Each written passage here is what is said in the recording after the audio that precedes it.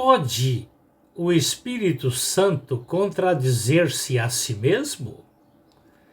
Mas quando vier o Espírito da verdade, ele vos guiará em toda a verdade, porque não falará de si mesmo, mas dirá tudo o que tiver ouvido e vos anunciará o que há de vir. João 16, versículo 13. Deus se revela a nós em três pessoas: Deus Pai, Deus Filho e Deus Espírito Santo, o que podemos chamar de triunidade. No batismo de Jesus isso foi constatado. E Jesus, sendo batizado, saiu logo da água. E eis que se lhe abriram os céus e viu o Espírito Santo descendo em forma de pomba sobre ele. E eis que uma voz do céu lhe dizia: Este é o meu Filho amado, o qual me dá prazer. Mateus 16, ou seja, Mateus capítulo 3, versículos 16 e 17. Hoje, dentre os pastores que receberam o novo nascimento, ou seja, foram realmente gerados das entranhas espirituais de Cristo, conforme Tiago 1,18, existem os que encontram no título uma suposta chance para projetar o próprio nome. Isso é daqueles que, por mais que usam as palavras corretas, vivem o oposto. Exemplo, João Batista disse: é necessário que Cristo cresça e que eu seja diminuído. João 3, versículo 30.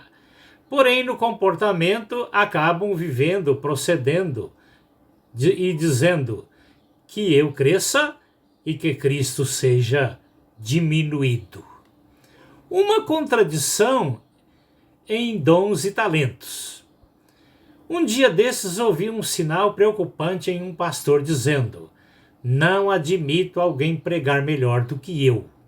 Acompanhando seu comportamento no ministério pastoral, venho percebendo uma rivalidade entre o tal pastor e Cristo na concessão dos dons e talentos. Cristo dá os dons e ele corta. Cristo dá os talentos e ele pisa em cima, tentando não deixar progredir. Ouvi de um pastor que durante as suas férias levantou-se um jovem na igreja com dons e talentos nas pregações, trazendo durante o mês de férias do pastor edificações para a igreja. O pastor da igreja, ao retornar das férias, após ouvir o relatório sobre o jovem talentoso, ao invés de ficar alegre e grato a Deus e estimular o jovem, agiu de forma diabólica ao dizer: enquanto eu estiver aqui, esse jovem não prega mais. Quantas vezes durante 50 anos de ministério pastoral vivemos experiências semelhantes à deste jovem.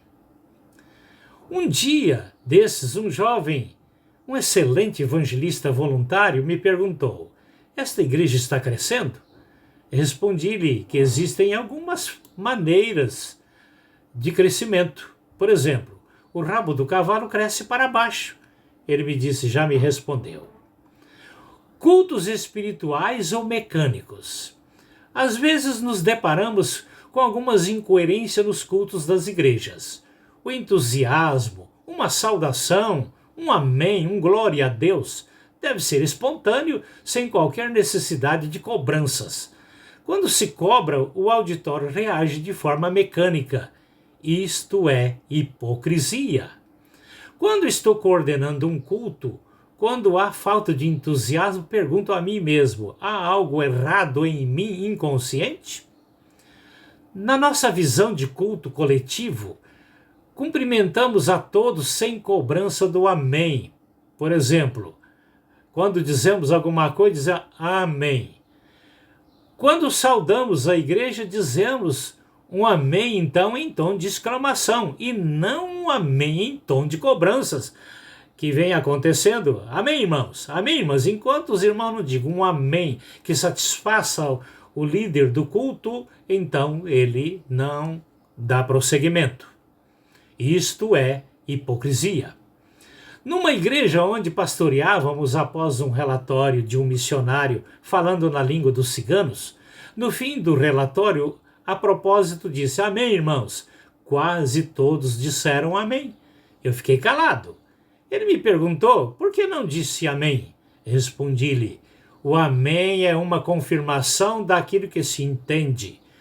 Como eu não entendi, fiquei calado. Ele me respondeu: parabéns pela sua responsabilidade no que ouve e no que fala.